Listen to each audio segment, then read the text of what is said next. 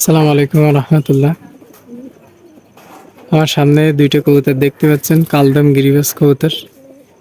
দেখেন যেটা মদ্দা কবুতর, নর কবুতর যেটা বলে, ও কিন্তু গাছ উল্কাচ্ছে, আর পাশেরটাও হালকা হালকা গাছ উল্কাচ্ছে।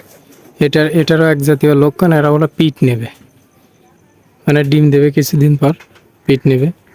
কবুতর কিন্তু যখন হয় তখন গাছ উল্কায়, ঘাস চুলকায়, গোলা চুলকাইতে চুলকাইতে মনে করেন গালে গালে খায়। এটা 2 মিনিট 5 মিনিটও লাগে, অনেক সময় 10 মিনিটও লাগে, অনেক সময় 1 মিনিটও লাগে।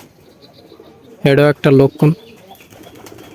এখন এই ভিডিওর মধ্যে এটা ওঠে কিনা বলতে পারতেছি না, তারপর দেখি কিছু সময় অপেক্ষা করে।